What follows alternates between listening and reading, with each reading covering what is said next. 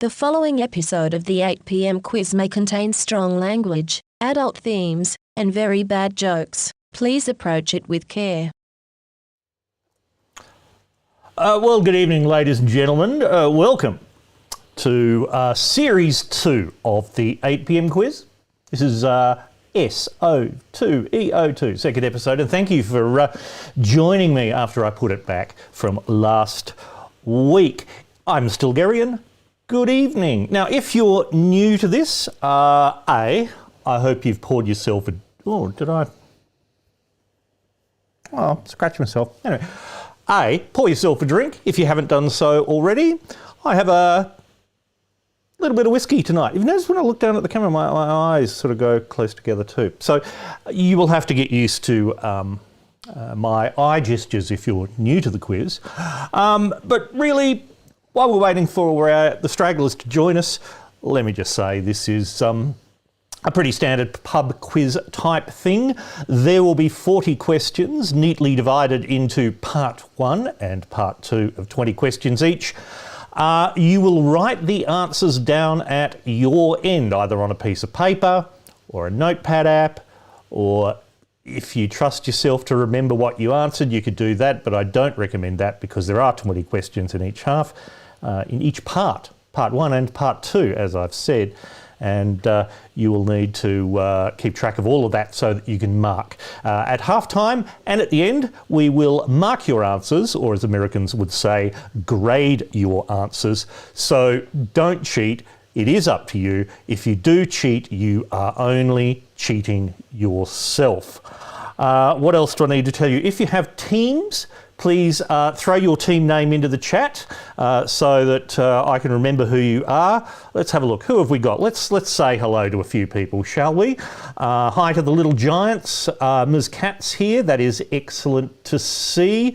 Jim Campbell reporting for duty. Ross Knight has a team tonight, which is excellent. KA's here again. Excellent. Garth Kidd, Brendan Ralph. Pong is here. That's great. Robotica. Hi, Robotica. Glad you could make it. I think this is your first one. We shall be gentle, unless you prefer if we're not. You can discuss that amongst yourselves. And wasn't that a lovely tribble, Alex Kidman? Yes, I must do something about that. Hi to Ben Moretti. Hi to David Heath from a pub, etc., etc., etc. Scroll. Indie Scribes here. That's fantastic. I think that's everyone. Look, that's lovely. That is a lovely little set. What else do I need to tell you? This goes usually for around 90 minutes, all up. So make sure you've got some drinks ready. And as I say, we'll have market at halftime. And we will be back from next month to the third Thursday of the month, which was the original plan, as you'll remember. So that's, I think, the 15th of April and the 9th of May and the 10th of June. So you can work that out for yourself. Subscribe to the channel and then you'll get a reminder when a new one's coming up. I haven't put up a form so new people can join the email address. So can join the email list. But the best way, this is a bit crass, the best way to join the mailing list is to tip. Chuck a couple of bucks into the tip jar and I'll automatically add to the mailing list, and you can go through to that page at stilgarian.com/tip for all the details. I think everyone's here. Oh, Team No Joy. Excellent. Hi, Shane O'Neill. Lawcates have already scored 40 out of 40. Yeah, see, that's the thing. Team Burmese Life. I do like that, Ms. Cat. That is lovely. Dumb and Dumber from Robotica. We shall see. I think there's some things that you will know, and there will certainly be some things that you don't know. Anyway, that's enough waffle from me. How about we get your pens and pencils ready, your notepads, your fingers, and go through. Let's start part 1. And part 1, question 1. The first round is always the new news round. Things that are new in the news. 5 questions. Question 1. There is a ship stuck sideways in the Suez Canal. What is its name? And for bonus points, 1 each, the name of the ship's operating company, where that company is based and the country of that company, and where the ship is registered, which country. So the name of the ship for your primary point, and then a point each for the name of its operating company, the country that company is based in, and the country the ship is registered in. Okay, I think that one should be fairly easy. Question 2, we have a photo for that. Here is question 2. What is that? So it's a point for what it is, and an extra point if you know its name. Yes, I do think Law K might be cheating Ross, but you know, what can we do here? I will remind people too that there is usually between 30 seconds and a minute of delay between when I speak and when it gets to you, and when you type something in the chat, and then it gets back to me. So that will take a while there. Okay, so question 2, what is that? And for an extra point, what is its name? Question 3 is a picture question. People in the news, 1 point each. I want their names. I'll leave that on the screen for a moment because there has been rather a lot happening in the news this week. And just to be said, there's the floods, of course, have been huge. I didn't include a question about the Audley Weir car, the Lexus that got stuck on the weir in the floodwater for 4 days, more than 4 days. I thought that was a little bit of an in-joke, even though I was hammering it pretty hard on Twitter, so to speak. But anyway, question 3 is those 3 people, 1 point each. I will leave that on screen while I go on to question 4, and 5 for that matter. Question 4, how much water is contained in a standard Sydney harbour? What is the volume of water? I'll give you a choice. Is it 300 gigalitres, 400 gigalitres, or 500 gigalitres? That would be, either way, it's enough water to float the good ship Lollipop. Alex Kidman. Ha ha. Oh, so much fun. Question 4, how much water is contained in a standard Sydney harbour? 300, 400 or 500 gigalitres? And question 5, last for the news round, what does NFT stand for?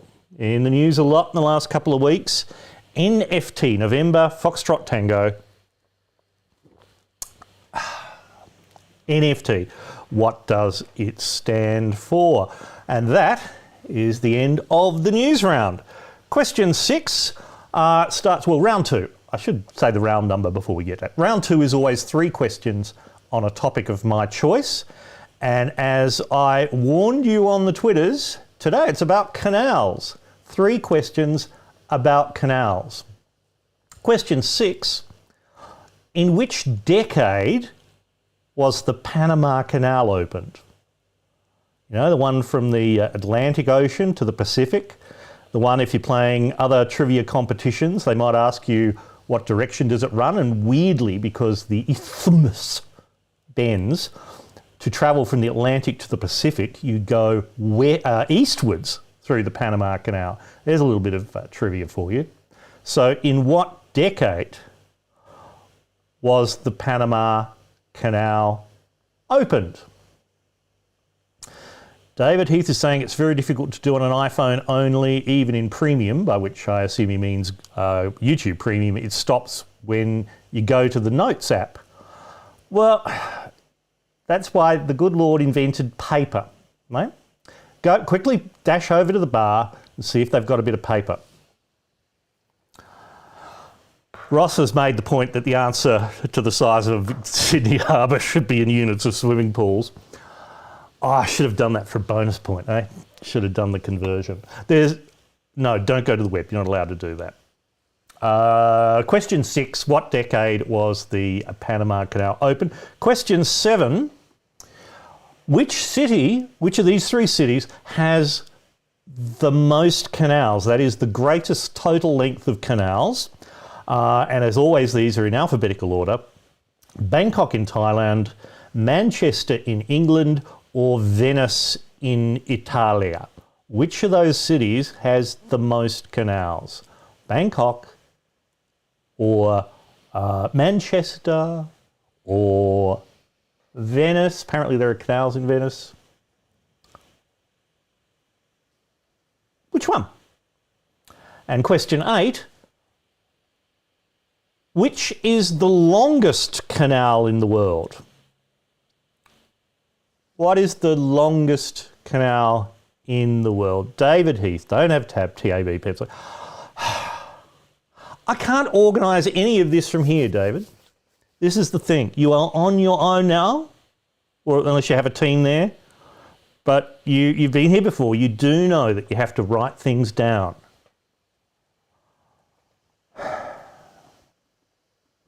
This is going to be tough for you, mate. That said, I think you can probably remember which you thought it is. So, see how you go. I would like to hear how you go, trying to remember how you answered it. Which is the longest canal in the world? That was question 8. Question... round. I've even got it written in front of me that I say round first and then the question number. Round 3 is the media, which encompasses all arts and media. I'm not very good at music and film questions, so see how you go here. So 5 questions in round 3. The first one, question 9.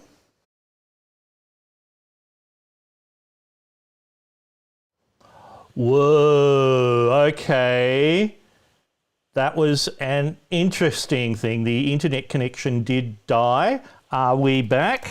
Are we back? Let me just check there. I think we're back on.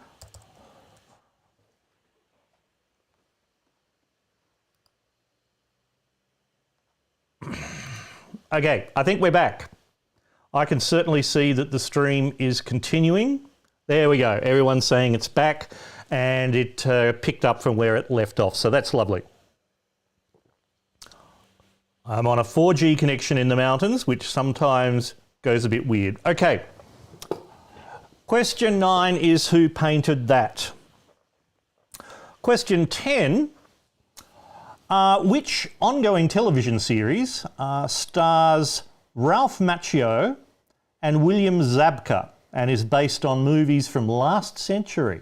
I will say who painted that picture before, and there's a bonus point if you know the name, the title of the picture.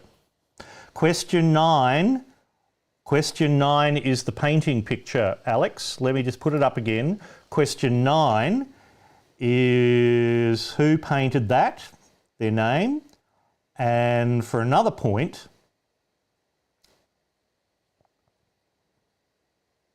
the name of the artist. No, the name of the artist is the first question. The name of the painting is the second question. Can someone tell people in the chat that if it's stuck, refresh the browser window? Because it's sort of going up my end, so to speak, and it should be coming out yours. So it does take a little bit for this to sort itself out, and some connections might be a bit dodgy. I'm sorry about that, but I can't do anything about gaps in the stream because I am not YouTube and I am not your internet service provider. So you got that, Alex? That's your question.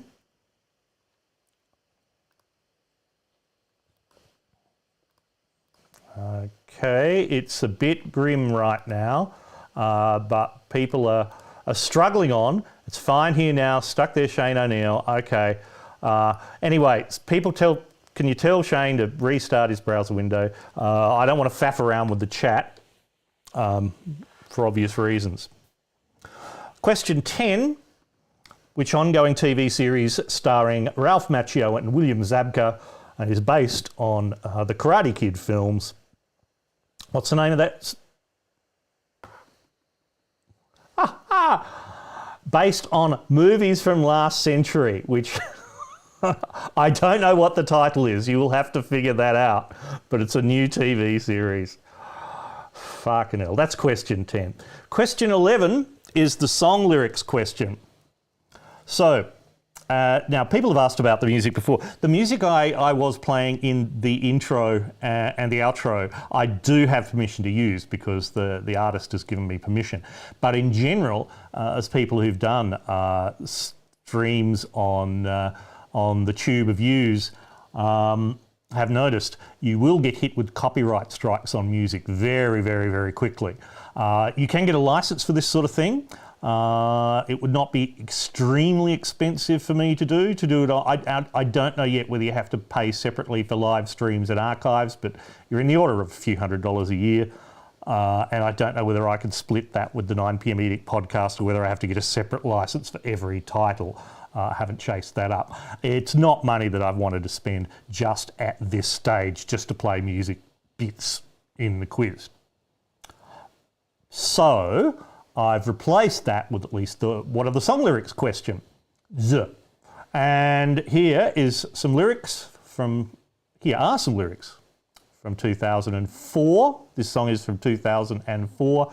A point for the title, a point for the artist.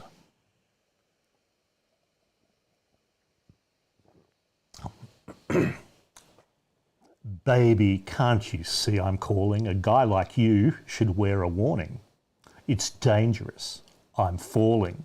There's no escape. I can't wait. I need a hit, baby. Give me it. You're dangerous. I'm loving it. Grammar. Too high, can't come down. Losing my head, spinning round and round. Do you feel me now? I don't know that I want to read that again. Very quickly. Baby, can't you see I'm calling? A guy like you should wear a warning. It's dangerous. I'm falling. There's no escape. I can't wait. I need a hit, baby. Give it me. You're dangerous. I'm loving it. Too high. Can't come down. Losing my head. Spinning round and round. Do you feel me now? Point for the artist. Point for the title. That is question 11. Question 12. Which actor, in the gender-neutral sense of the word, has starred in all these films?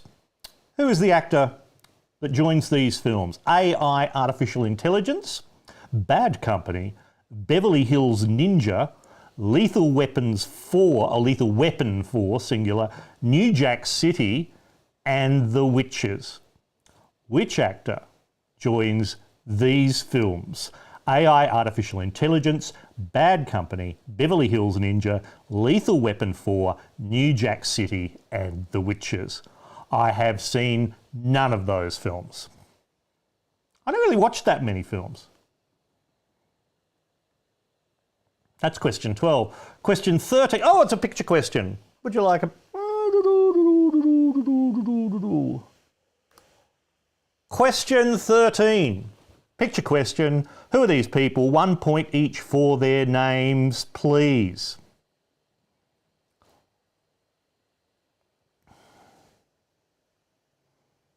And I'll give you a clue. They're all women. Alex, you're right. I mean, a covers album in me just doing these lyrics.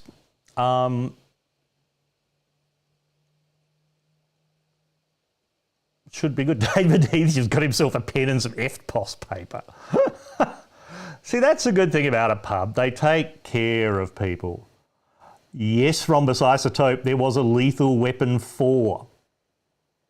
Can you imagine? Why would anyone do that? Okay, the picture question. Jim Campbell, no, this is not easy. They're not the ladies' questions across the bottom. But I like your work. Okay, that's question 13. That is the media round. Round 4. Old news, which some people call history, but some of it's more music. I'm not sure when history starts. I know that in the UK, the official school syllabus thing is that history is 50 years and older. Otherwise it comes under politics or something, which is a little weird. So, 5 old news questions. Question 14 In which year did New Zealand stop being part of the colony of New South Wales? Yes, New Zealand was part of New South Wales originally, and one year there it was decided it should be a separate thing. Which year was it? I will give you a clue. I will give you a choice of three. Was it 1837, was it 1839, or was it 1841? In which year did New Zealand stop being part of the colony of New South Wales? 1837, 1839, or 1841? Question 15. I quite like this is the which came first question. And I quite like doing these. Which came first, St Paul's Cathedral in London or the Taj Mahal in Agra in India? Now, St Paul's came first there because it's first in the alphabet. I usually, as I say, do these in alphabetical order when there's a list to choose from. So, which came first, St Paul's Cathedral in London or Taj Mahal in India? Two, well, extremely well-known buildings. I would suggest the Taj Mahal is the better known of the two. If only because it's in India and there's more people in India that know about it.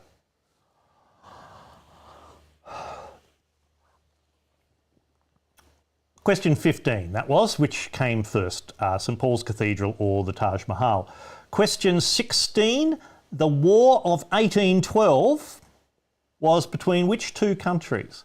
I mean, there are a number of wars in 1812, but the one that's called the War of 1812 was between which two countries? That was question 16. Question 17. Confucius, the Chinese philosopher. You may have heard of him. When was he born?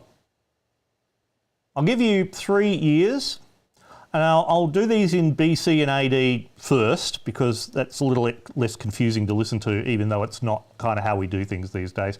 Was Confucius born in 551 BC, 251 BC, or 51 AD? Now, instead of BC we say, which is before Christ, we say before the Common Era now, and AD is Anno Domini, Latin for Year of Our Lord, which is again Christian, so we say CE, Common Era. So it's before the Common Era and Common Era, supposedly to make it less oriented to Christianity. But I mean, it's still the same calendar dated from the birth of Jesus Christ. So you're not fooling anyone, historians, you're not fooling anyone. Was Confucius born in 551 BCE, 251 BCE, or 51 AD? And I'm sorry, Pong, I didn't translate them into the Thai calendar. I haven't put them into the Islamic calendar because white people, right? 551 BC, 251 BC, or 51 AD in the ideologically antique calendar system. That's question 17. Question 8, a picture question. Question 18 is the picture question. Here are 3 people from history. Who are they? Point each. Oh God, star dates. No, converting to star dates. I mean, they're probably negative numbers in star dates, aren't they, Alex? When does star dates start from? Founding of the, what's it called? The foundation? What's the thing called in Star Trek? I'll find out in a minute when someone reminds me. Federation, probably. The Communist Federation of space shit, where they don't carry money because, I don't know, they just don't. This is a Talisker 10-year-old, by the way. One of my favourites. Love a kind of salty, how do they describe it on the back? They don't. They describe it on the front. Maritime salt with a warm afterglow from the rugged western shores of the Isle of Skye. Right. Federation, yes, thank you. So I kind of watched like the original Star Trek and maybe the first couple of movies when I was younger. Foundation is Asimov, yes, thank you. Federation for Star Trek. And I kind of got Star Trek, but that was then. And then when it just kept going on and on and on with different franchises and whatever, it kind of was just overall a bit slow for me. It really just didn't do it for me. Far be it from me to begrudge anyone else their enjoyment. I understand that quite a few of you in the quiz right now. I understand that quite a few of you enjoy it, and that's fabulous. That's really quite nice. The island of Skye isn't an island anymore. All right. Thanks, Jim. They still make the whiskey though, and they're really, and really that's all that counts, isn't it? Okay, so that's question 18. Who are these three people? Question 19 is the critter question. The critter. I'm not going to lose that. I'm just going to keep going with the critter question. The critter. Okay, what's that? Tell me what that is for a point.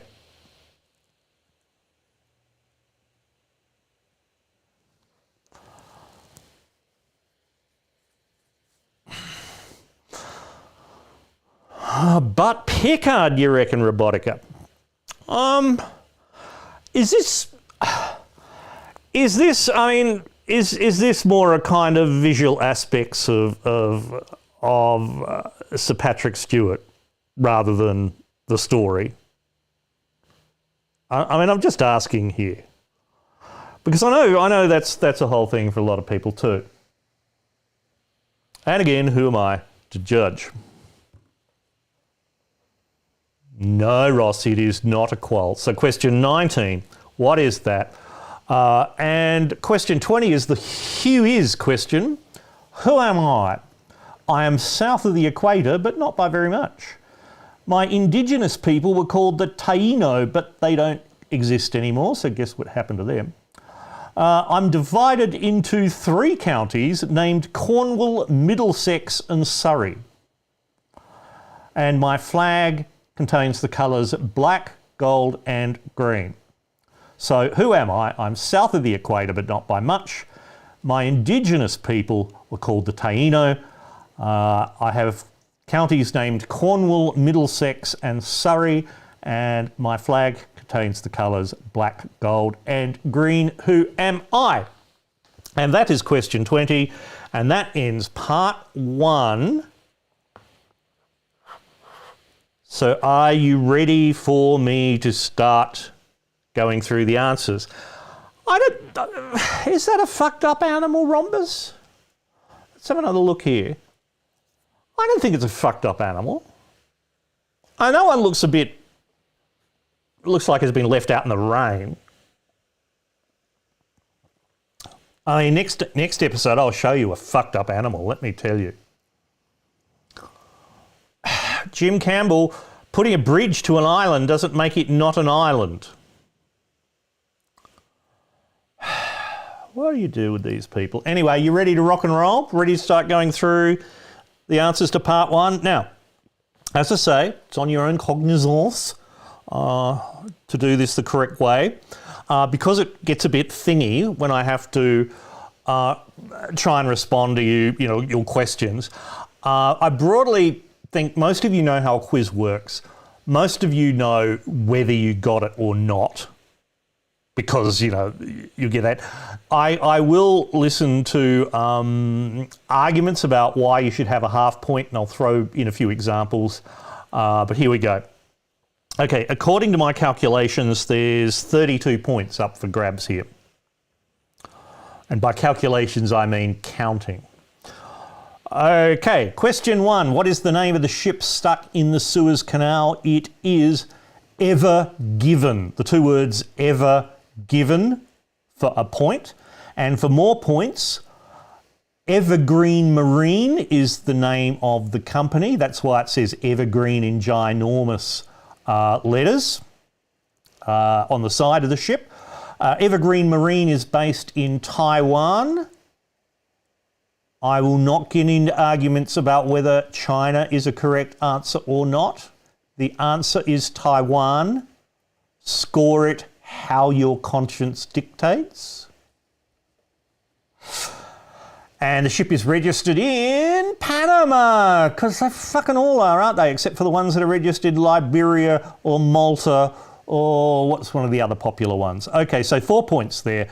Evergreen Marine, but I'll take Evergreen, Taiwan and Panama. Question 2, what is that? The answer, no, Ross, we didn't need Marine. Question 2 is, it's 1 point for each thing about the ship. Yes, Ms. Cat. So 1 point for each thing. There are 4 things. That, for question 2, is a black hole. 1 point for black hole. A second point if you had M87. Now, that is actually the first photograph, direct photograph we have of a black hole. The first version of that photograph was published in 2019. But what's new about this one that came out this week is that they photographed it in polarized light, and that shows the spinny things as it comes down. So 1 point for black hole, and a point for saying M87. It's officially the M87 supermassive black hole. I don't think you need to say supermassive. M87 has a black hole in it. It's a nebula. Half a point for polarization, says Garth K. Excellent. I'll give you half a point for polarization because that is one of the things that's special about this photo. I don't know what M87, M87, I see what you did there, Ross Nye. Yeah, nah. Okay, question 3 is the question. The first one might be a bit hard. That is Santiago Sierra. He's an artist, and he is the artist who is behind the controversial artwork at Dark Mofo at Mona, the Museum of Old and New Art in Hobart, whose artwork was cancelled this week because it involved Indigenous people donating their blood so all their blood could be thrown on the British flag. Huge, complicated controversy around that. So a point for Santiago Sierra.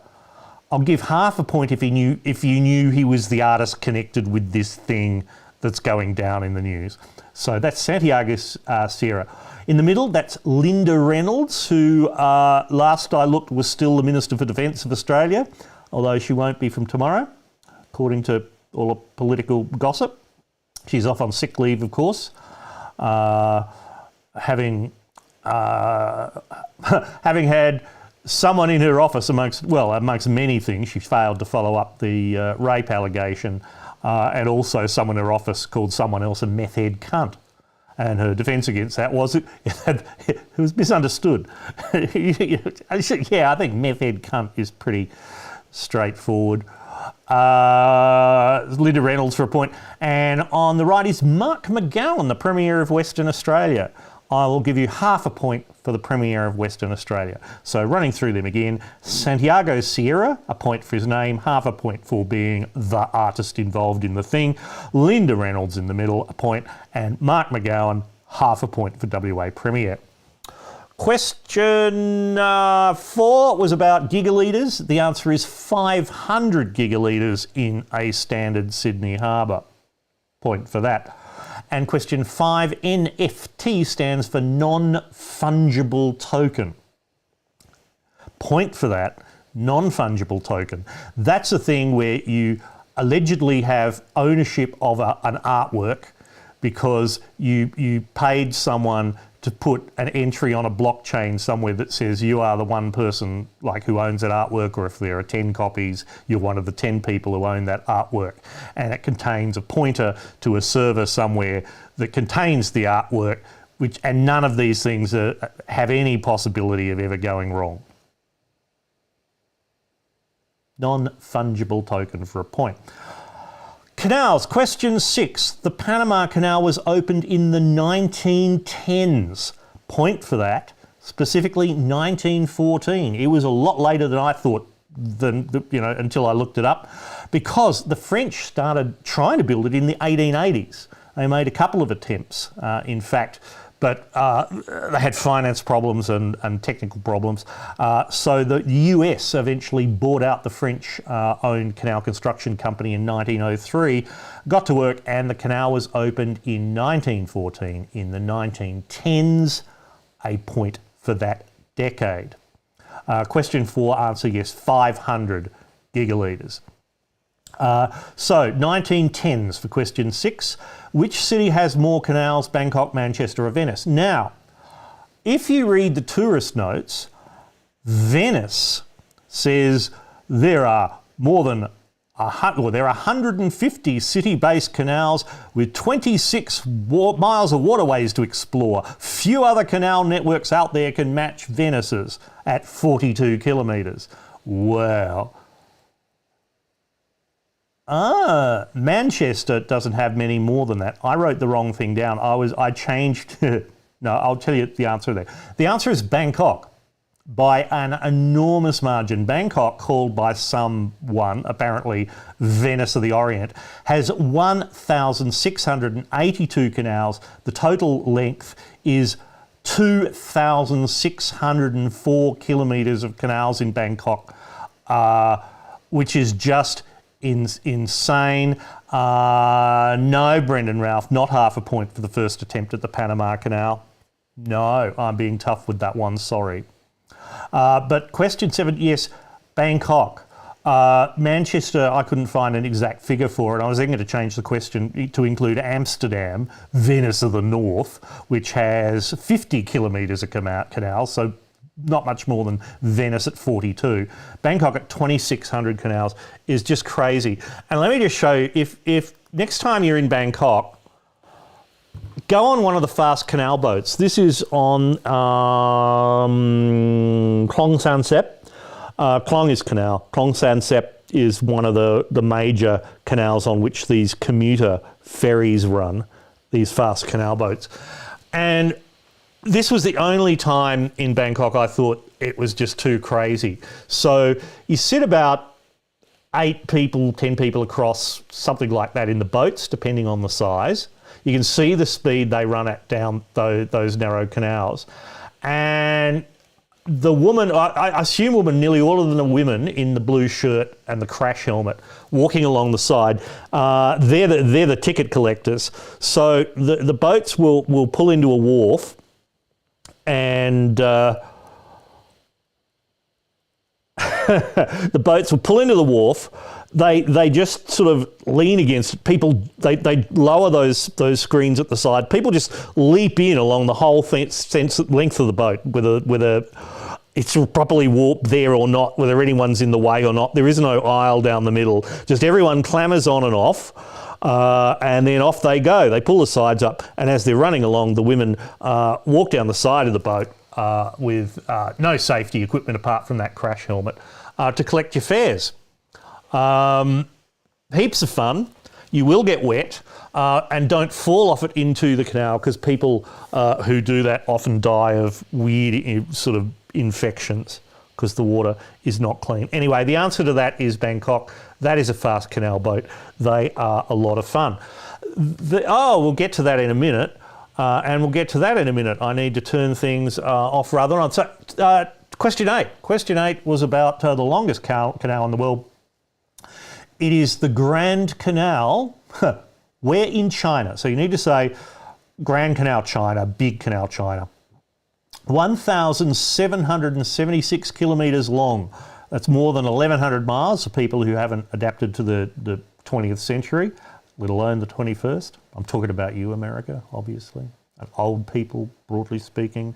The canal starts in Beijing. It goes down through Tianjin, the provinces of Hebei, Shandong, Jiangsu, Zhejiang, and the city of Hangzhou, and it links the Yellow River with the Yangtze River, and the oldest parts of the canal date back to the 5th century BC. So the answer is the Grand Canal in China, or words to that effect.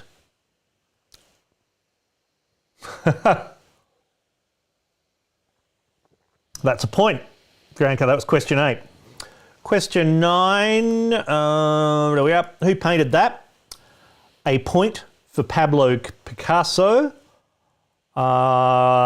whose name should pop up there, except, oh, there we go. I need to put up the answer version. There, what? Sorry, just chat amongst yourselves while I remember which button is which. Pablo Picasso, see there it says so in the corner. And a point for Pablo Picasso, him, and a point for the name, The Young Ladies of Avignon, but it was originally called The Brothel of Avignon. Either name will get you a point, or the French version, Les Demoiselles d'Avignon, in French. Cubism is the thing. I didn't bother faffing around with cubism as a question, but a point for Picasso and a point for either the Young Ladies or the Brothel of Avignon. I think Avignon is really kind of the key concept in there, isn't it? So that's it. Question 10, which I gave away, which ongoing TV series starring Ralph Macchio and William Zabka is based on movies from last century?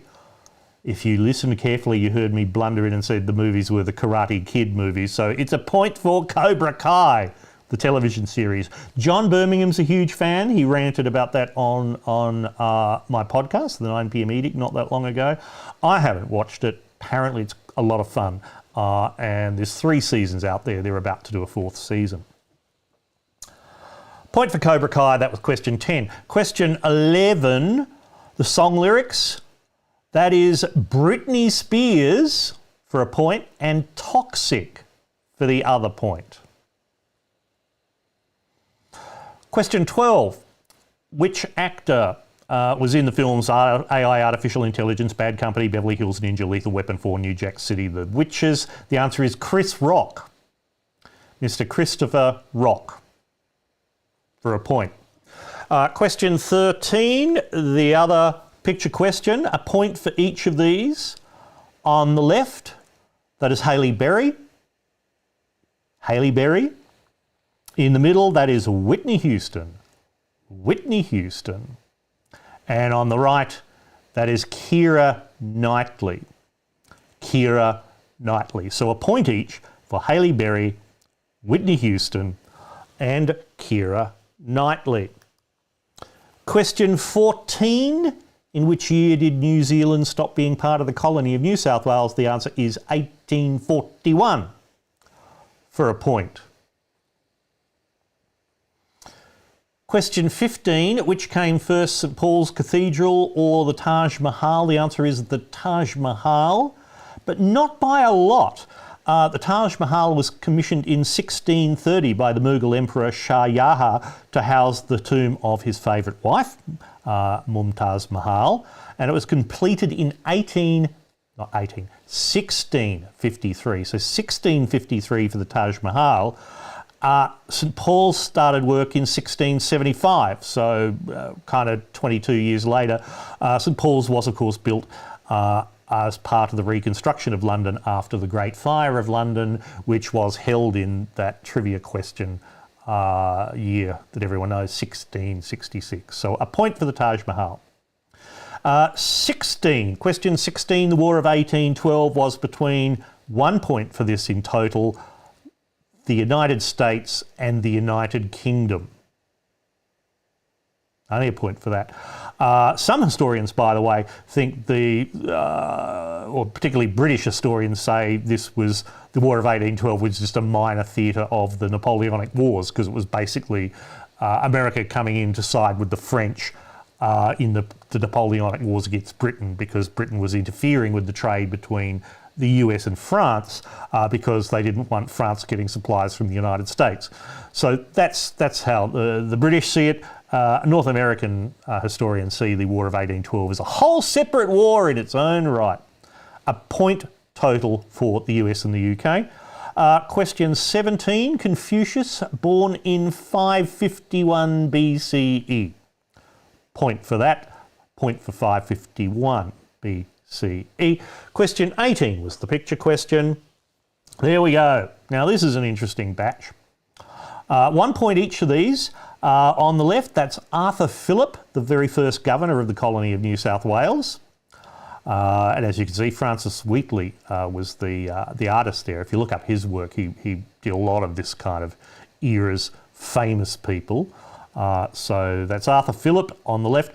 In the middle is Hedy Lamarr, who was she was born in Austria, but she was American. She was an actor and inventor. She was one of the most, glamorous actors of her time. But she's also an inventor, and we are using her invention to communicate right now. She invented frequency hopping interference resistance radio. So I'm talking to you down a 4G link, and to help it work around the interference, many times a second, it's jumping from a frequency to a different frequency to another. She developed that during World War II as an idea of, hey, you could control things like missiles and torpedoes and communicate where people are trying to jam your radio signals by just changing the frequency all the time. And if you have a way of synchronizing where the frequencies are going to hop to, many times a second, through encrypted kind of lists of numbers or random numbers that you've agreed on, what frequencies is going to hop to. The people trying to jam you don't, and your communications will get through. That's frequency hopping radio. Hedy Lamarr invented it. She is amazing. Look her up. And indeed, in the film Blazing Saddles, thank you, Alex Kidman, where they keep referring to one of the characters who's called Hedley Lamarr, and they keep calling him Hedy, and he gets it. It's a kind of, what do you call it? Standing joke. You know what I mean, in the film Blazing Saddles. So a point there for Hedy Lamarr. And on the right, that is Kay Cottee, Cottee. She's an Australian sailor, and she's the first woman to sail around the world by herself, non-stop, with no assistance, which she did in 1988, when she returned to Australia, and it was timed to coincide with Australia's bicentenary celebrations, and she became a hero. She was made Australian of the Year, but still, it's pretty impressive to just be on a non-stop, on a boat, by yourself, and sail around the world. That is Kay Cottee. So a point each for Arthur Phillip, Hedy Lamarr, and Kay Cottee. And I think that might have been a harder question than some of you might have expected. So thank you for your patience there. Now, thank you. It's running joke. Thank you, Alex. Thank you, Jim. That was the term I was looking for. I should know running joke. There's so many running jokes go through what I'm doing too. My haircut's a bit shitty this time. Oh no, it's just the way the light's catching it.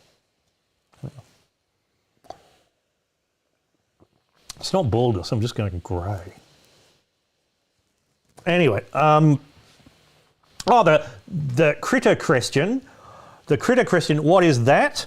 A point for a binturong, or Asian bear cat. You can find them across Southeast Asia. There's various species of them.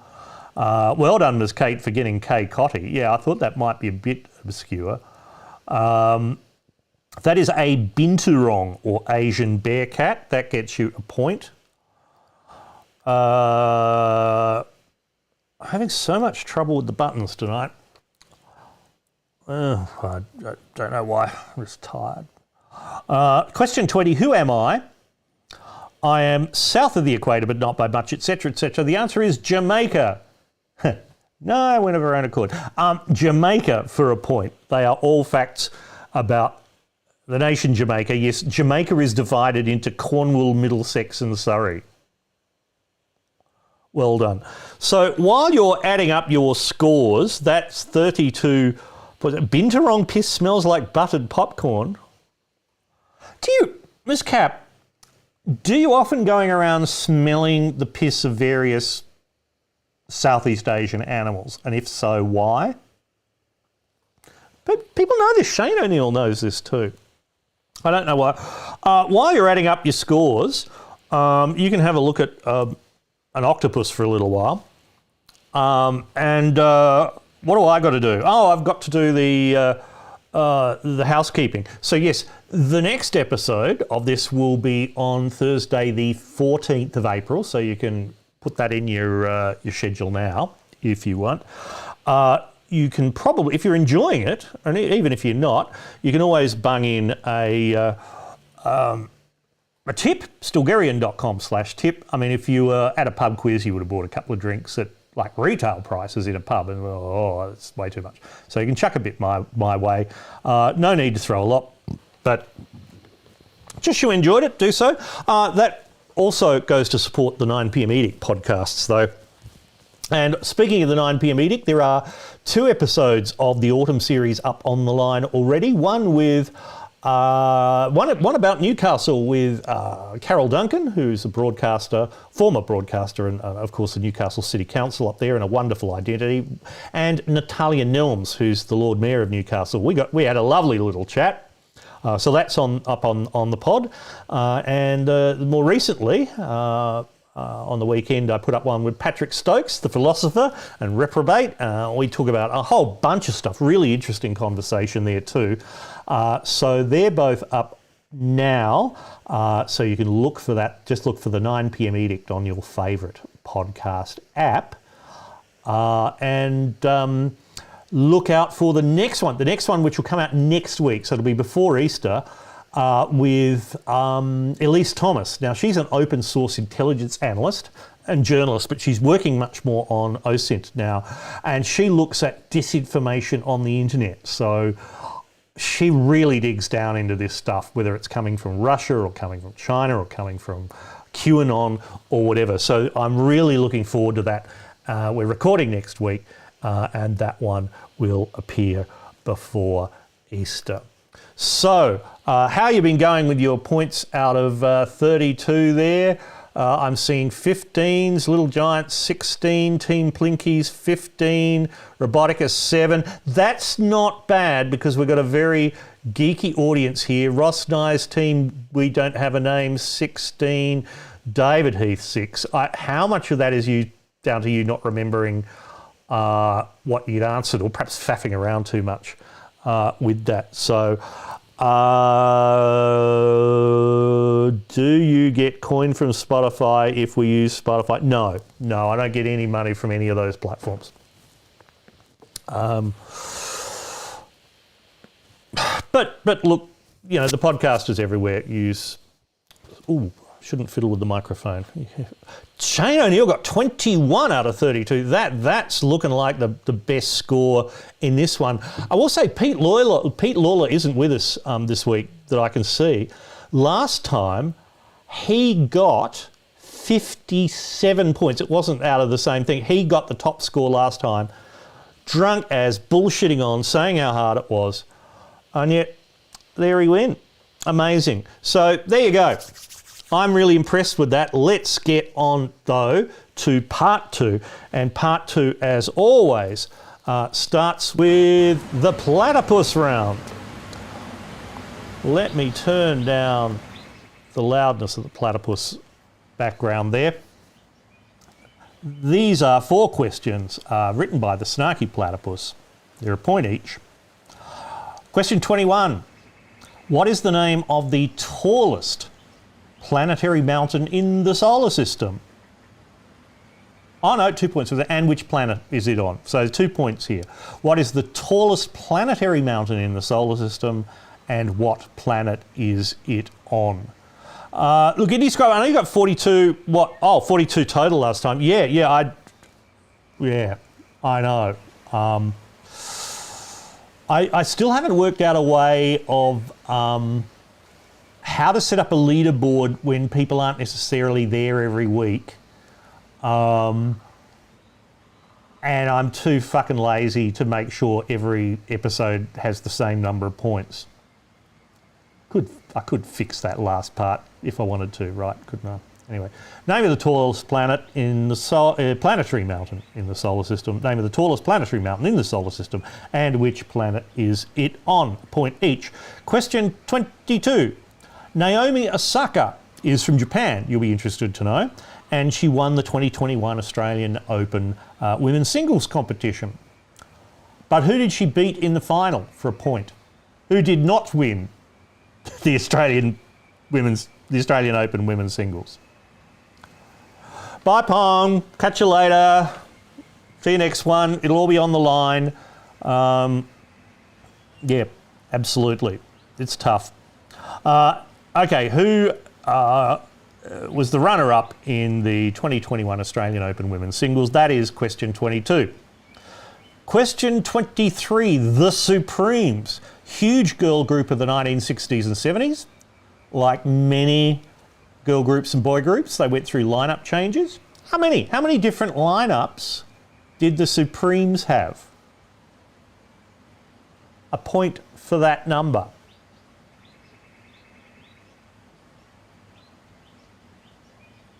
Okay, that was question 23. Question 24, what is the name of the treaty which organised the breakup of the Ottoman Empire after the end of World War I?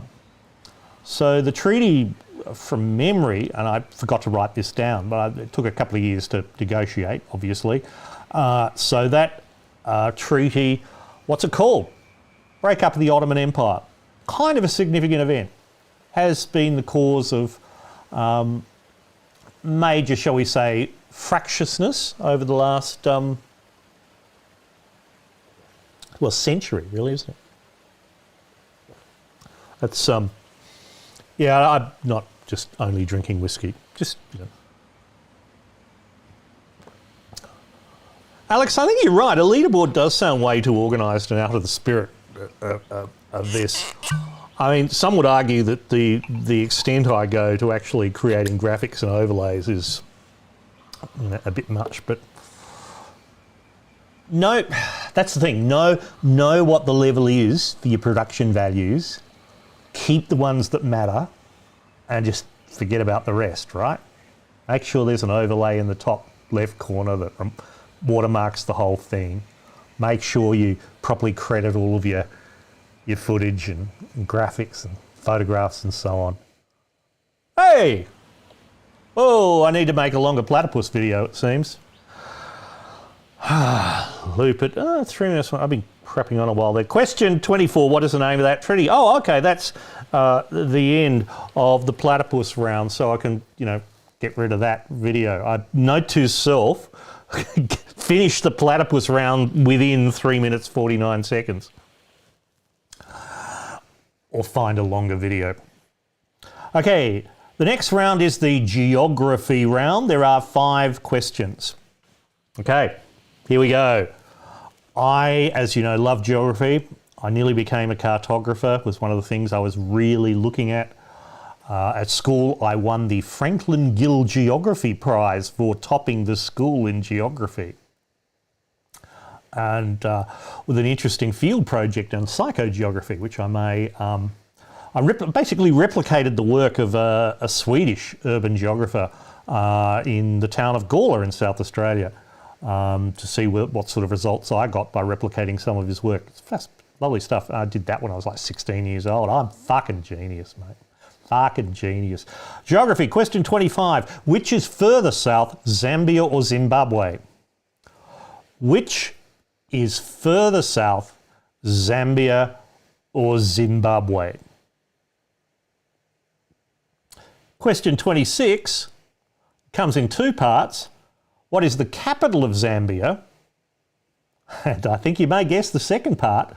What is the capital of Zimbabwe?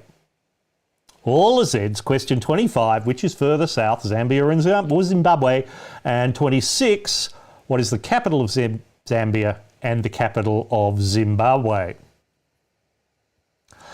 Yeah, I thought about Alex getting the platypus to host. I mean, he does not put his picture on the internet and not his name, his other name, his not platypus name.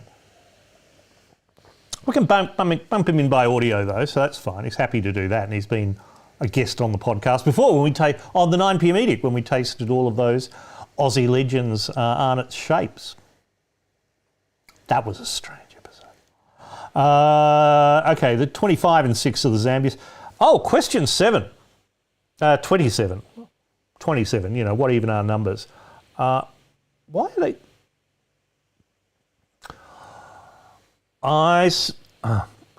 don't worry. Where's that? I want the city. Where is that? I need the city for the point. No other answer will get you a point. IndyScribe, first in geography and food technology. Is that cooking? Was that what used to be called home science? Ms. Cat too. Human geography is much more interested in physical geography, and I ended up not doing geography much. Well, I didn't do geography at university because you had to do, at that university, you had to do physical geography before you got to do human geography, and I thought that was a bit of a rip-off. But what do you do? Okay. Question 27 is, where is that? City that it is. Okay, question 28. Now this came up when I was looking at the weather forecasts and floods and thing in Australia the other day. How much do we know about our own country? So which is further north, Townsville or Cairns? They're both towns or cities in Queensland. I don't know whether they technically count as towns or cities. Which is further north, Townsville or Cairns?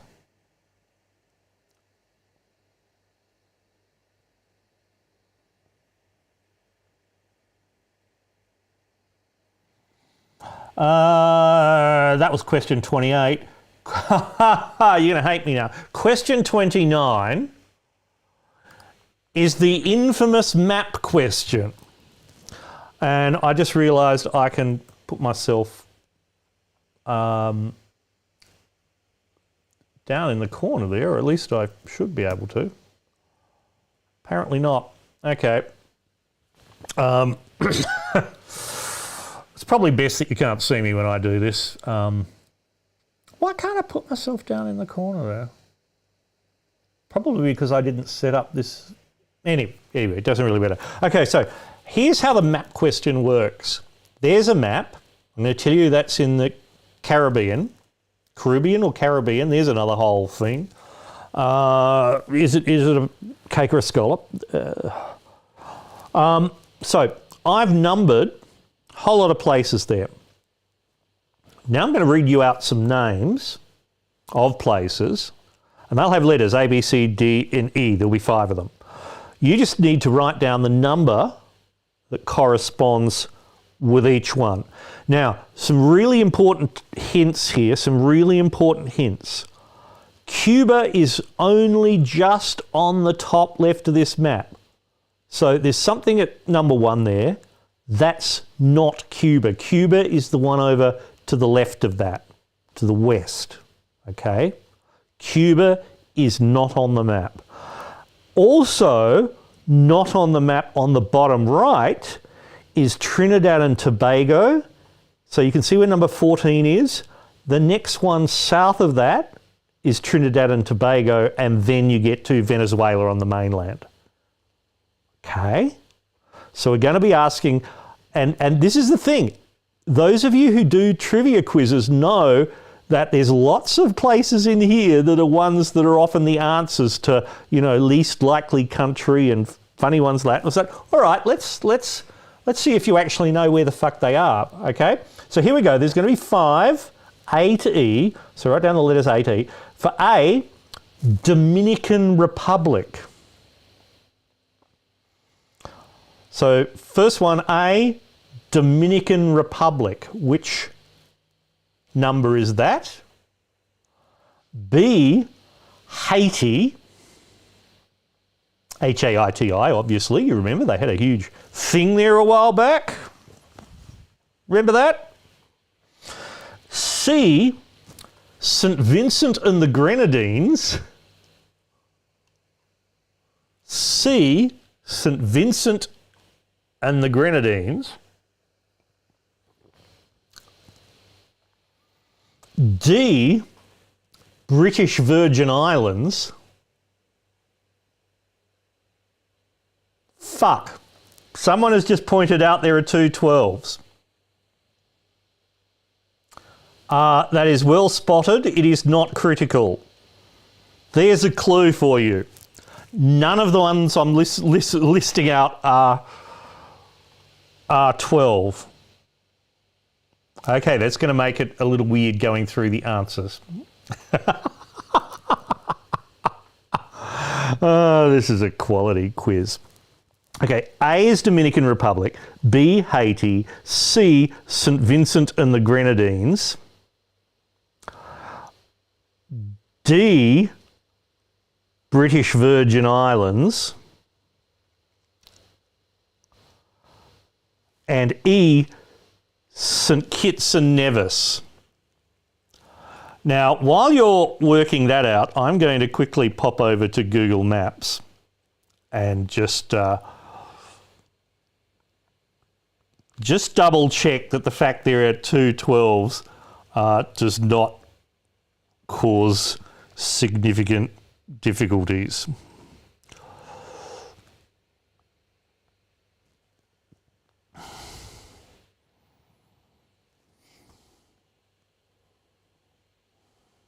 It does not. Okay, so none of them are 12. I'll call them 12 upper and 12 lower, but none of them are 12. Quality work here, ladies and gentlemen. Do you need more time? I'm over that question. No, it's not. No, David Heath, it's not a two-island country. So those two largest islands labelled 12, they are in fact two separate countries. And that's a bit careless on my part, but you know, when you start getting into two-digit numbers, man, does it all get crazy. Okay, I think that's enough for that. If you want more time, we can come back to question 29 later. That ends the geography round. Sorry.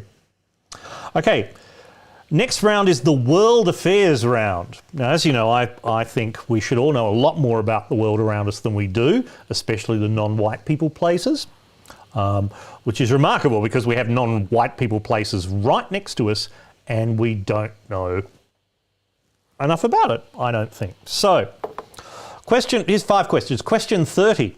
On the 1st of February, there was a military coup in which country? Now, this one has come up in the news a bit more, but mostly because a goose said something Monday before last. On the 1st of February, there was a military coup in which country? You either know it or you don't. Question 31. Swedish clothing label H&M is being boycotted in China. Why? And for a bonus point, what does H&M stand for? So, yeah, H&M is being boycotted in China right now. Why is that? And what does H&M stand for? Random fact, this alleged camouflage top is an H&M one I got the other year. It was on special and it's very warm. Probably something to do with being from Sweden.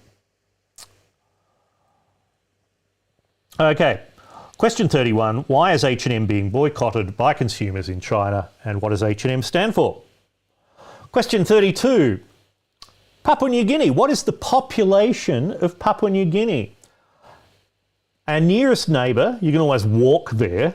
You can certainly paddle a canoe there, swim there through the Torres Strait. What is its population? We sent them 8,000 doses of COVID-19 vaccine the other day. 8,000 doses, but what is the population of Papua New Guinea? And I'll give you some choices. Is it 8.8 million, 9.8 million, or 10.8 million? What is the population of Papua New Guinea? 8.8, 9.8, or 10.8? And I will give you like a hint there. Quite often in the news, you'll hear it rounded up to the next whole number of millions. But I'm giving it to the nearest 0.1. I'm giving it to two significant figures. Is it 8.8, 9.8, or 10.8 million people in Papua New Guinea? Question 33. On this day, 110 years ago, 25th of March, 1911, the Triangle Shirtwaist Factory in New York was in the news. Why was that?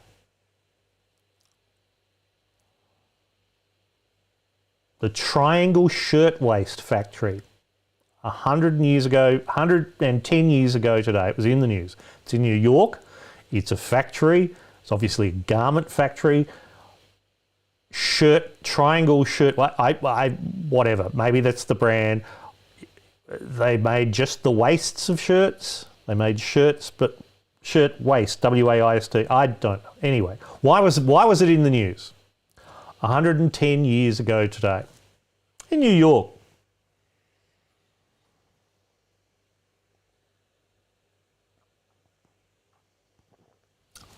That's 33. 34. Hey, picture question. Who's that? I will give 1 point for the job she has and 1 point for her name. So who's that? No, and before Jim says something, this is question 34, mate.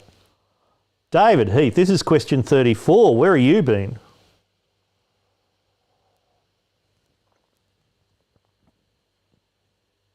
Who's that? In the news this week. Point for the name, point for the job. For David Heath, who is at the pub and therefore I will work through. Question 30, 1st of February, military coup in which country? 31, Swedish clothing label H&M boycotted. Why? And what does H&M stand for? 32, population of Papua New Guinea, either 8.8 million, 9.8 or 10.8. Question 33, the Triangle Shirtwaist Factory in New York was in the news 110 years ago today. Why? And 34, who's this? Who is she? Name. And what's she do? Okay, that is question 34, which brings to an end the World Affairs round. Okay, question 35 kicks off the penultimate round, which is random shit. So, question 35. What vigorous activity would you be doing if you used the Visconti grip? The Visconti grip. Which vigorous activity would you be engaging in if you used the Visconti grip? David Heath is caught up. This is good to see. Question 35. Question 35 is what would you be doing if you used the Visconti grip? Question 36. I know who's going to get this. Question 36. What do these all have in common? Applejack, Discord, King Sombra, and the Wonderbolts. King Sombra and the Wonderbolts. That'd be a great band name, wouldn't it be? Yeah, but they're different things. So these are 4 different things, but they all have something in common. Applejack, Discord, King Sombra, and the Wonderbolts. Okay, I'm going to move on. That's question 36. Question 37. Okay, it's a picture question. Who are these 3 people? There's a theme running through this question, kinda. Who are these people? 1 point each. Now, I will leave that up for a little moment because it's got some tough bits, but there is a theme. And I can see most of you are still staying with us through this. We're up to CI now. It's nearly 20 past 9. David Heath just says, is that what's it called? Well, I'm not quite sure what you're referring to. But there you go. I think I might skip that until it's a little bit clearer. Okay, so there we have 3 people. I want who they are, a point each. Yeah, in hindsight, this is a bit tough.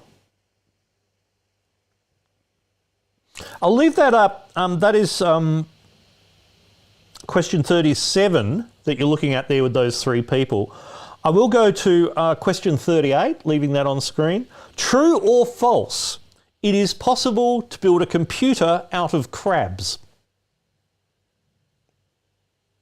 Straightforward question. It is possible to build a computer out of crabs. True or false? Yes, I mean crabs, the little things with shells and claws that go about the place. You know them. Crabs. Can you build a computer out of them?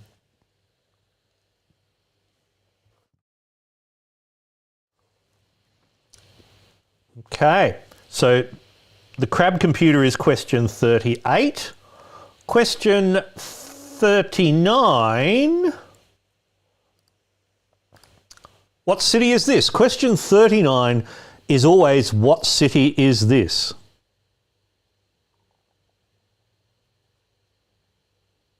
Yeah, Ross Knight, true or false? Can you build a computer out of crabs? C-R-A-B-S. Can you build a computer out of crabs? The delay is really causing a problem with a few people here. So yes, as I must stress, and I think the internet may be working to our disfavour tonight, but yeah, it really does get a bit painful when the lag is up to a minute or more between when I speak and when I see your responses, and then it's another minute when I respond. It's just hell. Anyway, question 37 was the picture question. 38 was the true or false, can you build a computer out of crabs? And question 39, what city is this? No, Alex Kidman, it is not Hades. Although it has had its difficulties over the years, as have most cities, I suppose. That particular photo has been taken from an aircraft window rather than from space, which is why it's perhaps not quite as sharp as it could be. But there you go. That's question 39. What city is this? And question 40, I've turned this into a thing. This is the final question, the 3-point finale. This is worth 3 points. I'm going to give you a name of something and give you 3 alternatives for what it is. And you have to guess the right one. So today's 3-point finale is, what is crystal brain, or crystal brain, or the crystal brain, or the crystal brain? What is it? Crystal brain. Is it A, one of the rooms in the Cave of Crystals, or the giant crystal cave in Naica in the Chihuahua province of Mexico? The cave has masses of gypsum crystals, some up to 12 metres long, and the crystal brain is the 3rd biggest of the formations in the cave in Mexico. Or is crystal brain B a type of jelly fungus, also known as granular jelly roll, and it's called that because the fruiting bodies of the fungus are kind of watery, white and gelatinous with little mineral particles in them, so it's about the appearance. So is it that, or is it C, an umbrella term for the brain damage caused by methamphetamine use, as documented by Stephen Berman et al. In 2009. The key features of crystal brain, according to those researchers, include grey matter differences and abnormalities in glucose metabolism on the medial surface of the brain. So crystal brain, is it A, one of the rooms in the Cave of Crystals in Mexico? Is it B, a type of jelly fungus? Or is it C, kind of just a name for the brain damage caused by meth use by those researchers named, and therefore thing. So 3 points for that. Question 40, what is crystal brain? A, B, or C? And that brings us to the end of part 2. So just for a minute, I will put up the give me money angle and just give you time to come through and ask for any clarifications there quickly. And I will say, Brent and Ralph, no, it's not the volcano in Iceland. I do not have any questions about the volcano in Iceland this time. No, I was just thinking about telling a story about the volcano and something, but I'll save that for another time.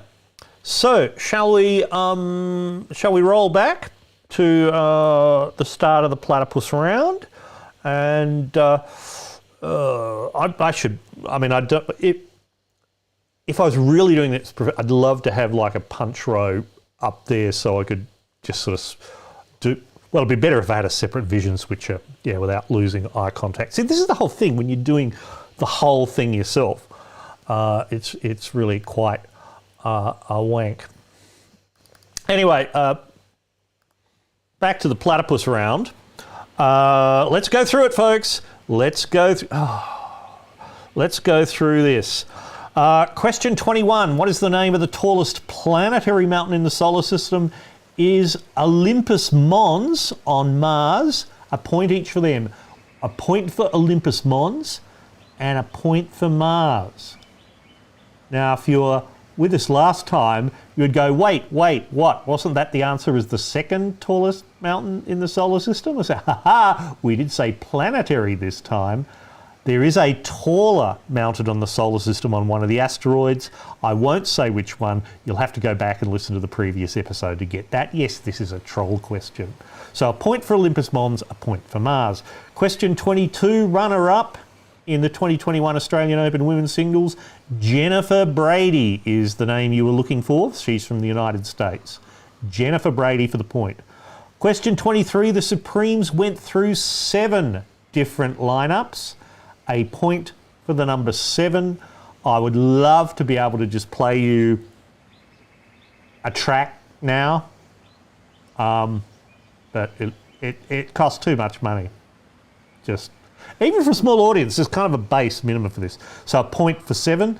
Question 24, the treaty that broke up the Ottoman Empire into bits between Britain, France, etc., was the Treaty of Sèvres, S-E-V-R-E-S, the Treaty of Sèvres. So a point for those.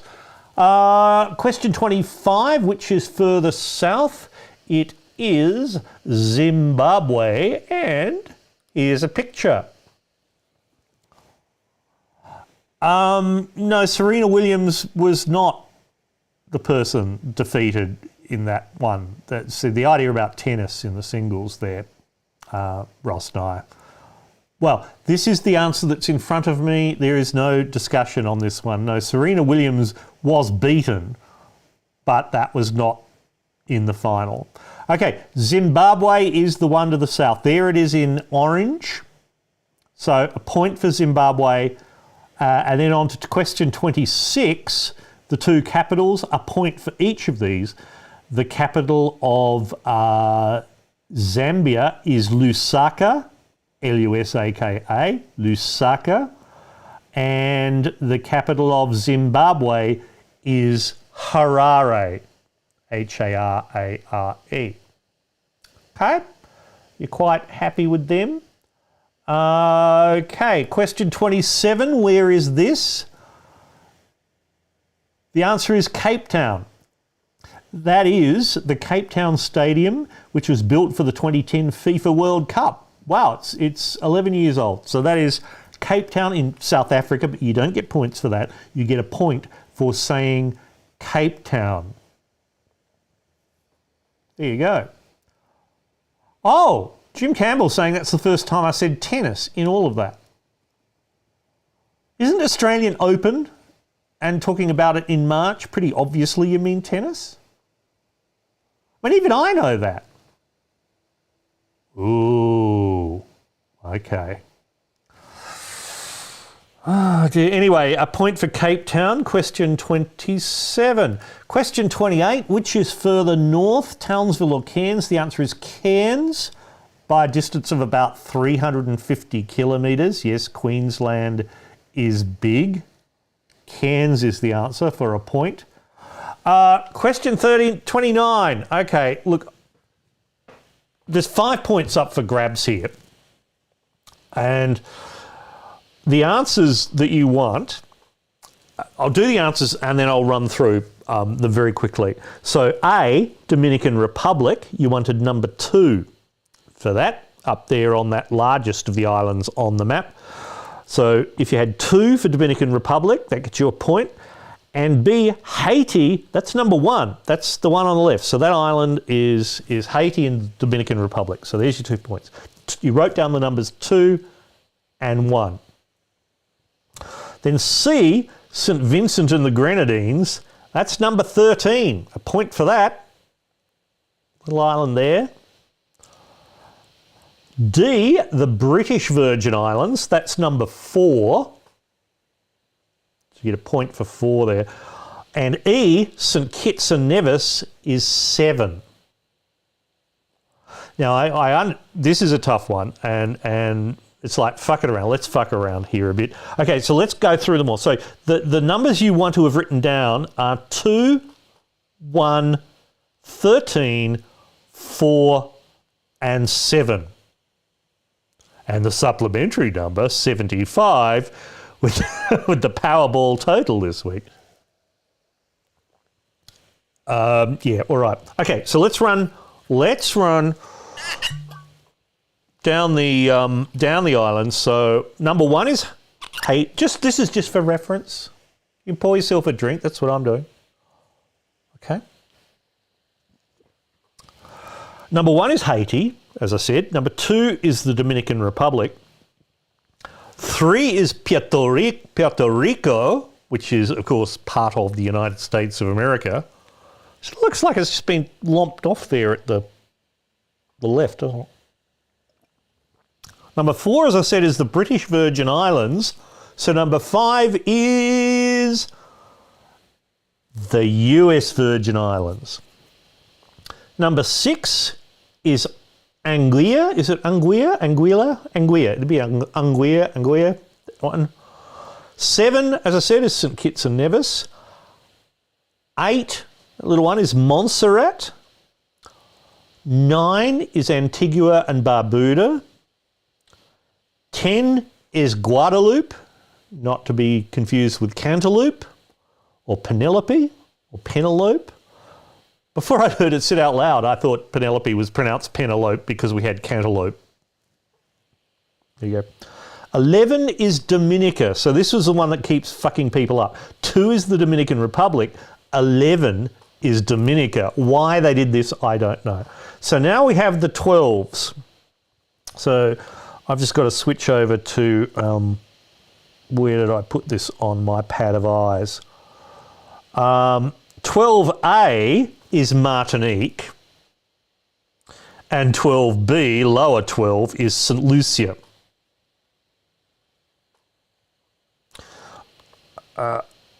This just the whole. I should do something on the history of the Caribbean. I really don't know anything about it apart from yo-ho-ho and pirates and other such bullshit things. Number 13, as I said, is St. Vincent and the Grenadines. Number 14 is Grenada, another place invaded by the US. And 15 is Barbados. And describes so close, like, see, I know, seeing the other way around, it's these little places that, you know, people who really get into pub trivia learn about. You know, it's like the one that says, oh, if you're ever guessing an answer, you just say Chad. Or if you watch Pointless, Equatorial Guinea. If you're a Pointless player, just answer Equatorial Guinea. A whole lot of places. Look, let's not get into whole pronunciation. Anyway, that's dear. That's enough of that, right? If you want me to keep doing map questions like that, just punch yes or no into the chat. I mean, I like them because it's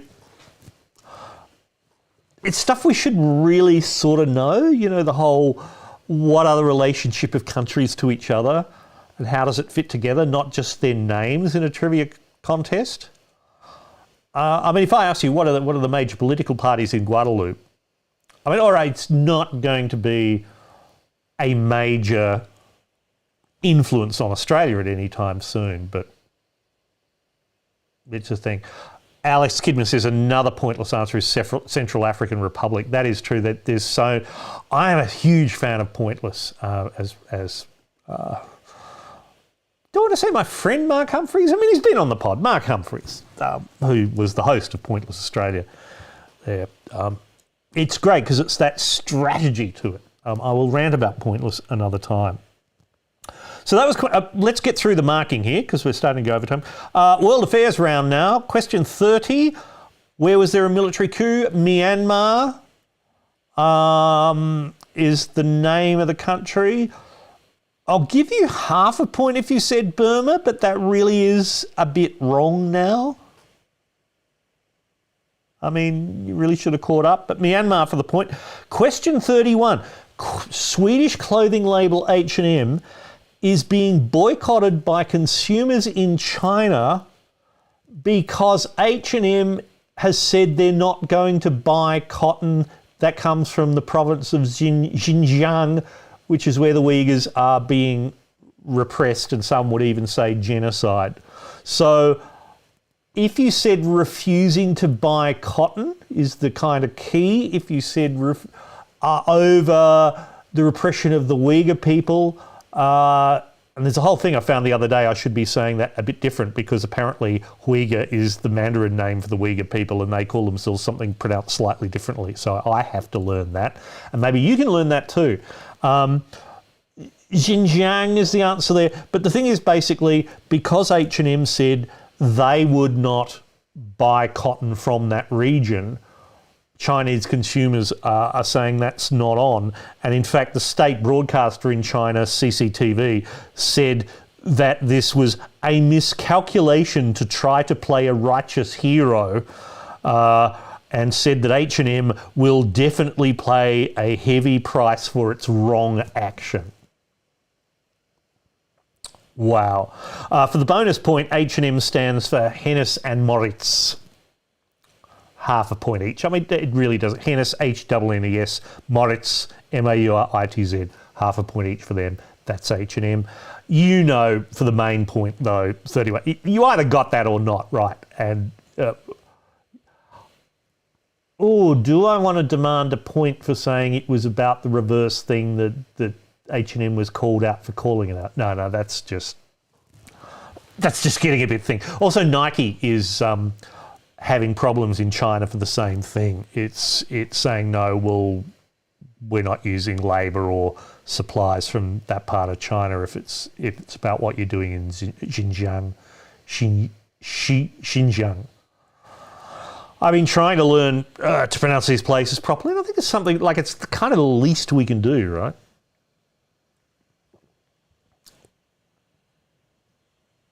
I don't think, Alex Kidman, that H&M make Winnie the Pooh T-shirts anymore. But if you're going to have a Winnie the Pooh T-shirt...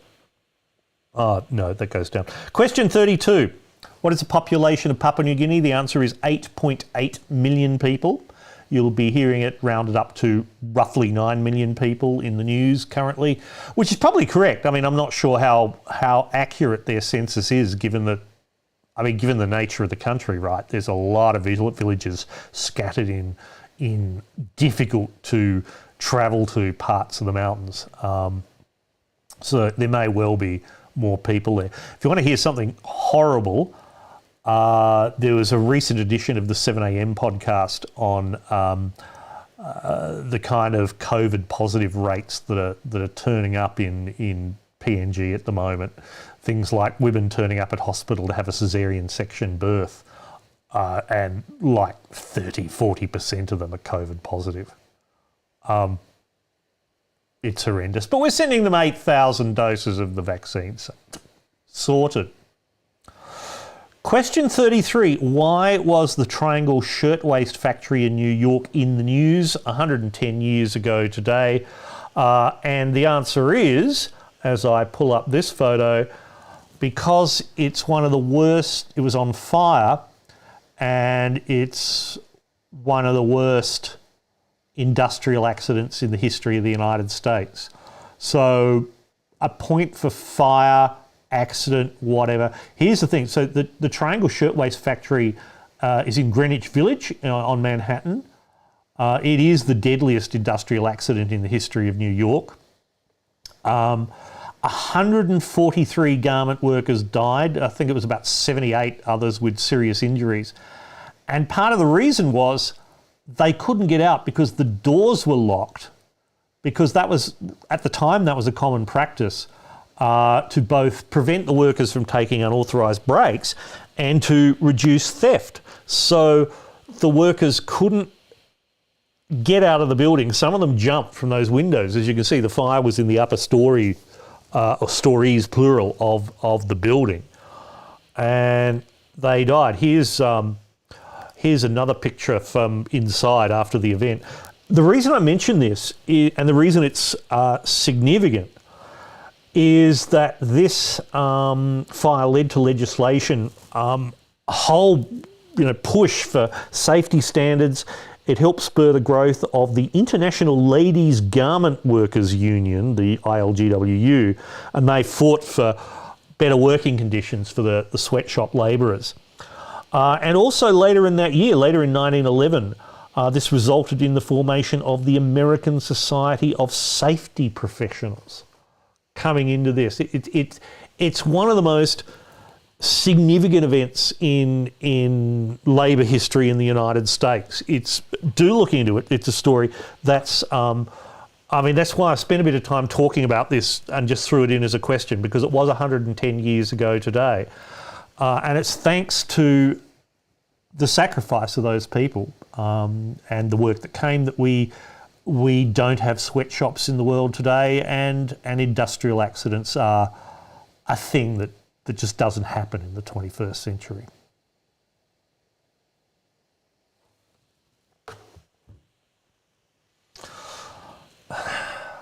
God bless them. Picture question. Who's that? That is, I think this one might be tough, but again, I want to make the point. This is Samia Suluhu Hassan. Point for that. Ms. Suluhu, is that her surname is Suluhu Hassan, but she uses just generally Suluhu as her surname. So I point for that. And another point, she's the new president of Tanzania. Sixth and current president of Tanzania since it gained independence from the British in the 60s, the early 60s. The president, John Magufuli, died just the other day, and Ms. Suluhu was appointed as president on Friday last week. So tomorrow's, this is 1 week in the job. What's interesting, and some of you may know, I visited Tanzania briefly, a little while ago now, a little over 10 years ago, on a project. There for 10 days, so I am, as you know, therefore an expert in all East African affairs. Tanzania is interesting because religion has not become a touch point. About a third of the population is Christian, a third Muslim, and a third local religions scattered through. There's a whole range of local religions through the area. Tanzania includes the island of Zanzibar, which is essentially Muslim. And when I was there, the women were essentially doing the kind of feminist women's rights demonstrations and slogans and stuff that we in West countries would have been familiar with in the 1970s. So what's that? That's 50 years ago. When I was there 40 years ago. When I was in Tanzania, it's a bit over 10 years ago. So therefore, it was 70s feminism was 40 years before that. So this was the whole stuff about men don't have the right to demand that their wives do X, Y, and Z, that women had equal rights and whatever. Now, it's interesting that now, after that kind of work and others, there are dedicated seats in the Tanzanian parliament for women. As I say, religion is not so much a thing. Like as we travelled through a lot of villages on the highway through the centre of Tanzania, like in any town, you would see a school and there'd be a church on one side and a mosque on the other, and the kids hang out. There's no friction between the religions, at least not in any way that we would normally recognise it. And women are now starting to get their rights in East Africa and in Tanzania in particular. So she is one of the people who came in on a dedicated women's seat in Parliament, but some time ago. She worked up and she was like the deputy president, effectively, like the deputy leader in the Parliament. So now, a week ago, she's the president of Tanzania. Look her up. Her history is interesting. There's a lot of change in East Africa, and Tanzania is leading that in a lot of ways. I'd like to go back, to be perfectly honest, and I think that we should know more about it, if for no other reason than Australia and mining companies have an enormous amount of investment in Tanzania because we own gold mines there, and I visited one of those gold mines. And China is doing its whole expansion down the east coast of Africa. All the railways in Tanzania now have schmick brand new Chinese diesel locomotives and whatever. It's look it up. Tanzania, point for either of those things, President of Tanzania or Samia Suluhu Hassan as president. Right, question that was 34. 35, in what vigorous activity would you use the Visconti grip? The answer is fencing. The sword-based fighting thing. You could also use the Russian grip, the Belgian grip, and the Hungarian grip, but apparently there's a Visconti grip that you could use in fencing. Point for fencing. 36. What do all these have in common? Applejack, Discord, King Sombra, and the Wonderbolts. They're characters from the My Little Pony universe. Point for My Little Pony. The Wonderbolts, by the way, are a squad of Pegasi, or as I would say, Pegasuses, because I speak Latin, that perform aerial feats of wonder, and they're based on the US Air Force's Blue Angels aerobatics team, apparently. I'm not a big expert on the My Little Pony universe, but a point. Question 36 for My Little Pony. 37, the picture question. Okay. First one might have been tough, and I'm going to try and say it correctly here. That's Ton Tat Tuyen.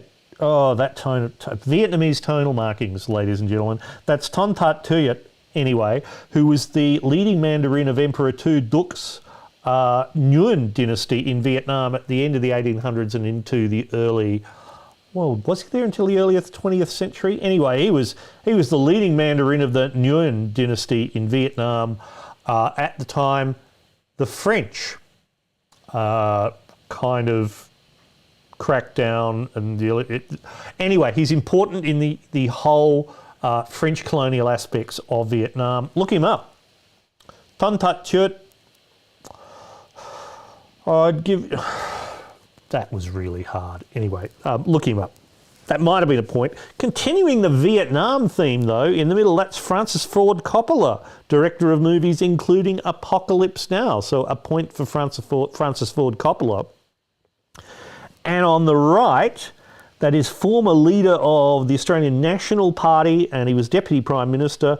That is Tim Fischer, who's also a railway enthusiast. And the Vietnam connection for him, he was a second lieutenant with 1st Battalion Royal Australian Regiment in Vietnam. So from left to right, Ton Tat Toyen, Francis Ford Coppola and Tim Fischer, a point each for each of them. Question 38. Can you build a computer out of crabs? True. And here is a picture. That is true. Some researchers at Kobe University in Japan and the University of the West of England in Bristol, that's a bit generic, isn't it? The University of the West of England. They published a paper titled Robust Soldier Crab Ball Gait, which is either a band name or a piece of sexual apparatus. Anyway, they built computer logic gates by using swarms of soldier crabs. And it takes about 80 crabs to operate a logic gate, and they built 8 logic gates. You can see here, I like one of the paths there, you can see in the upper part, intimidation plates, apparently.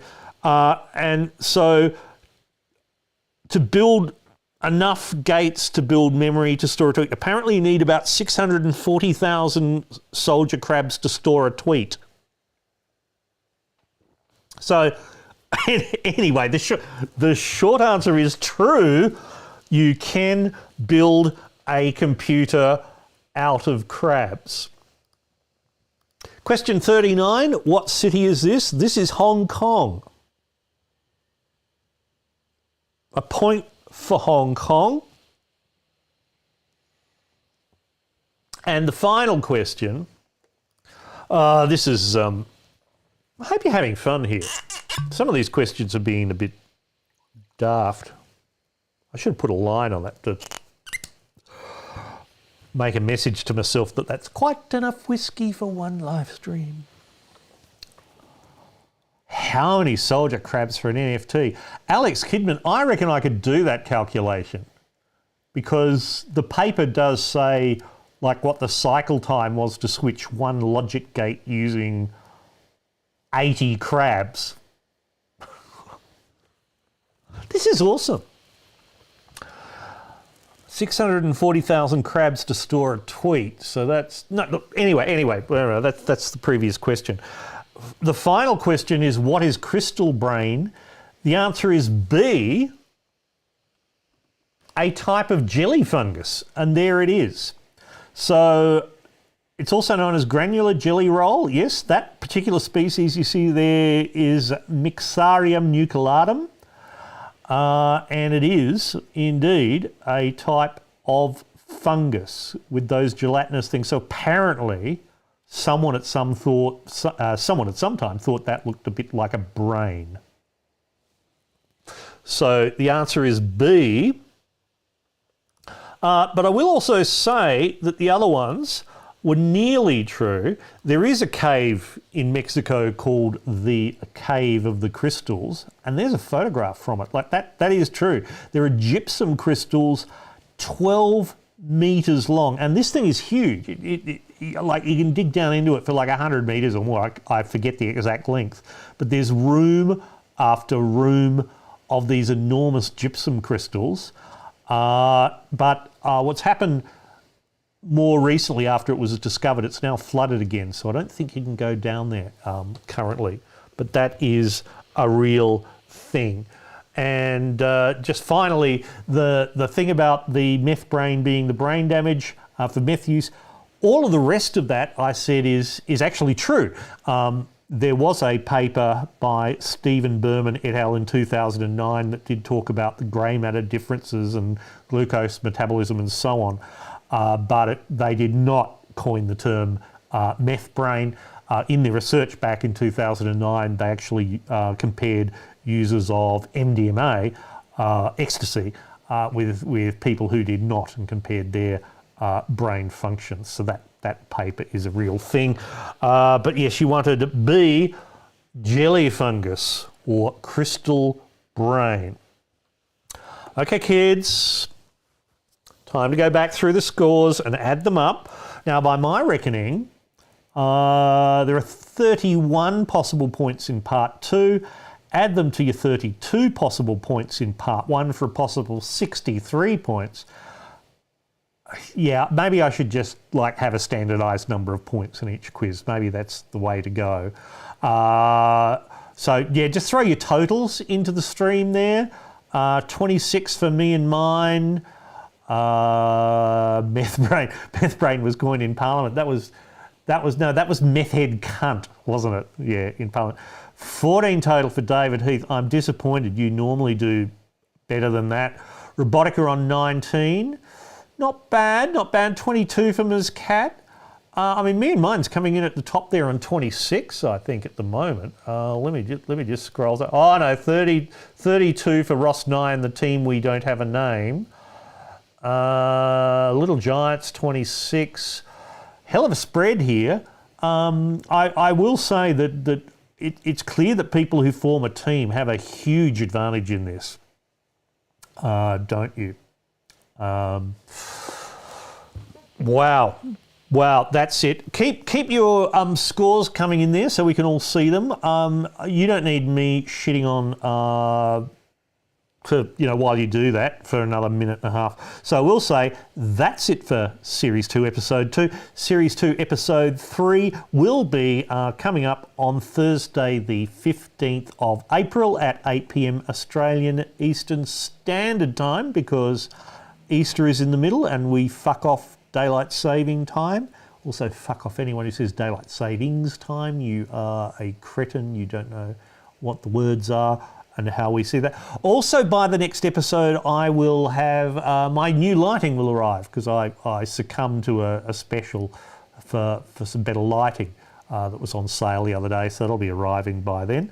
What else do I need to tell you? I need to tell you, obviously, to send money.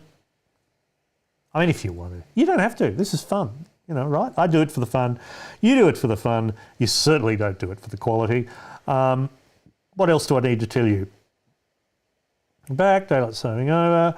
To play us out, well, it'll be that guy whose music I've been playing lately. I haven't really been able to get new music because I've been a bit busy and all that. And I will just say just quietly, the reason I delayed a week, just last Thursday was a mess. Over the last few weeks, I've been readjusting my meds to a better regime. It has been working quite well. I'll tell you more about that next time, because it'll be a thing. It's just in the middle of the process, it can get a bit, which is awkward.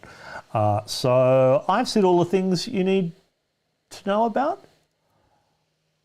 You can just enjoy the process from here on out. Love you all. Until I see you next time, I'm still Garion.